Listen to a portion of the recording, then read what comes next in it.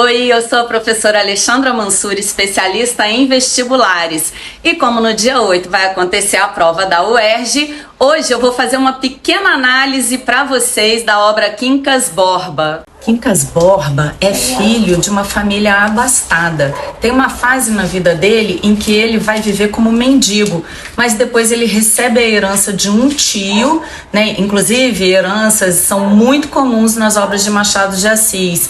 E com essa herança, ele pode se entregar ao ócio e também se dedicar à criação de uma filosofia chamada humanitismo. Que filosofia é essa? Vamos lá. Imagine um campo de batatas e duas tribos famintas. As batatas desse campo não são suficientes para nutrir as duas tribos. Então é necessário que uma extermine a outra, se alimente das batatas e consiga transpor uma montanha que do outro lado traz um campo de batatas muito abundante, muito farto. E aquela tribo que ganha recebe as glórias, as honras, os hinos. Aquela que perde recebe compaixão ou mesmo ódio. E é daqui que surge a máxima dessa filosofia. Ao vencido, ódio ou compaixão. Ao vencedor, as batatas. Se você achou que o humanitismo está com muito jeito de darwinismo, você acertou no alvo. Aqui o Quincas Borba levanta essa questão da luta pela sobrevivência. Mas não se enganem, não caiam na armadilha de achar que Machado de Assis esteja exaltando o darwinismo. Nada disso. Ele vai usar mais uma vez de ironia, a tão proclamada ironia machadiana. É como se ele dissesse assim: curioso, eu até imagino Machado com a perninha cruzada num café pensando, que curioso, então o mais apto sobrevive. Mas o mais apto, assim como Quincas Borba, já nasce com todas as condições a favor. Seria isso uma seleção antinatural? Rubião pega um trem para ir para a corte no Rio de Janeiro. Esse trem vai parar na estação de Vassouras e ali sobe o casal Palha, Cristiano e Sofia. Imediatamente eles percebem que Rubião é um sujeito abastado e bastante ingênuo. E a marca mais característica desse casal é o desejo de prestígio e ascensão social. O casal Palha não tem nenhum escrúpulo, nenhum pudor de praticar atos moralmente condenáveis. O Cristiano presenteia a Sofia com vestidos muito decotados, com a finalidade de exibi-la nos eventos sociais. A Sofia para ele é uma espécie de capital. E ela vai ter um papel muito assim determinante, seduzindo o Rubião, que mais tarde vai se tornar sócio do Cristiano Palha. E é muito curioso uma coisa no Palha, porque ele não tem o menor escrúpulo em abandonar um valor que era muito caro a essa sociedade do Segundo Reinado, que era o recato do casamento. Sofia Palha, então, vai exercer esse duplo papel.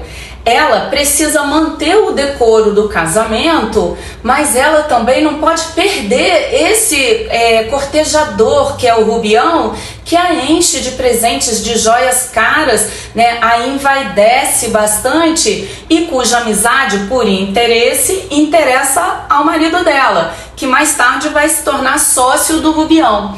Então a Sofia, ela transita nesse limite entre a mulher bela, recatada e do lar, uma mulher honesta, e uma mulher sedutora, uma Eva com a sua maçã da tentação.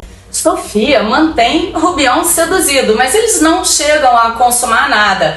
Ela acaba se apaixonando por um jovem herdeiro finamente educado chamado Carlos Maria. O Carlos Maria acaba se casando com a prima dela mais tarde. Mas tem uma coisa curiosa, o Carlos Maria era convidado para jantar na casa do Rubião. E numa dessas noites estão presentes o Rubião, o Carlos Maria e o Freitas. Freitas não tem nenhuma posse. Carlos Maria é completamente constituído, tem o brasão de família, tem uma educação fina e é herdeiro. E o Carlos Maria se comporta com muita arrogância, como se ele fizesse um favor ao Rubião de estar ali. Enquanto Freitas bajula tudo que pode, tanto o Rubião quanto o Carlos Maria. Então ali a gente tem, né, o emergente, tem aquele que já é constituído e o que não tem posse. E esse trio serve a uma finalidade, a mostrar como que a existência e a afirmação de um depende também da existência do outro. Nesse jantar na casa do Rubião, o Machado de Assis mostra como se dá a interação social entre esses três personagens, são três atores. O Rubião trata o Carlos Maria, fazendo muita questão da presença dele, de uma proximidade, porque já tem informação a respeito do alto prestígio deste. Então, a maneira como ele trata revela que tipo de informação ele teve a respeito da identidade social do outro. O Freitas, por sua vez, que é um sujeito sem posses, bajula tanto o Rubião quanto o Carlos Maria, apesar de toda a arrogância desse segundo, porque também está dando a resposta esperada de acordo com a identidade social desses. E assim o Carlos Maria continua agindo com superioridade, narcísico, porque espera exatamente isso. Então é como se o Machado de Assis tivesse pintado uma tela para mostrar pra gente como que a identidade social define o tratamento dado e também define o tratamento recebido. Outro personagem que vai travar a relação com o Rubião é o Camacho. O Camacho é político e jornalista. Ele tem um discurso muito combativo, muito enérgico, muito inflamado. Ele se comporta como um gladiador para mostrar uma superioridade sobre as demais pessoas, e ele consegue levar as pessoas pela emoção. O narrador vai tratar dele com muito deboche, com muita ironia. Vai dizer que aquelas palavras que ele profere, na verdade, não querem dizer nada. E tem um momento que ele até registra o seguinte, abre aspas, os artigos que escreve são uma maravilhosa série de frases úteis para todas as ocasiões. Camacho viu em Rubião um possível financiador do seu jornal. Conversava com Rubião, bajulava, discursava e no final pedia dinheiro. Uma vez ele chegou a sugerir a Rubião que ele se candidatasse, porque Camacho poderia prepará-lo politicamente. Rubião, o mineiro de Barbacena que nunca havia cogitado essa possibilidade, entrou em êxtase. Camacho, assim como os outros usurpadores de Rubião, o abandonou quando esse já não lhe era mais útil. Major Siqueira e a dona Tunica são pai e filha. Ele é um militar viúvo aposentado, é descrito como uma pessoa enfadonha, maçante, até repetitiva.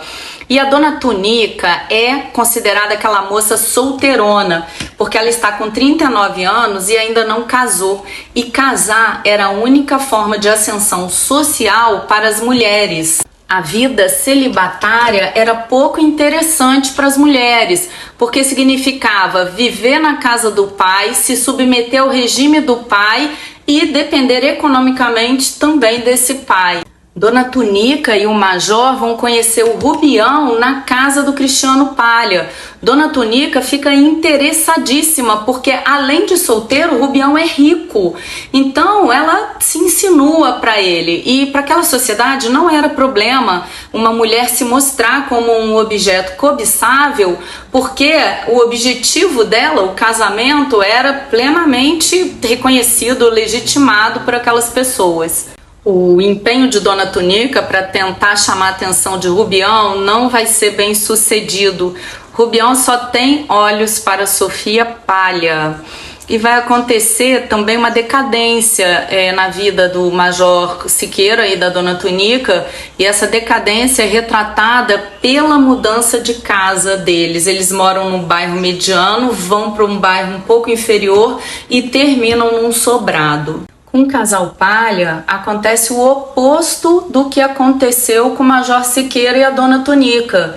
Eles no início moram em Santa Teresa, aí vão ascendendo socialmente, se mudam para a Praia do Flamengo e finalmente vão morar num palacete em Botafogo.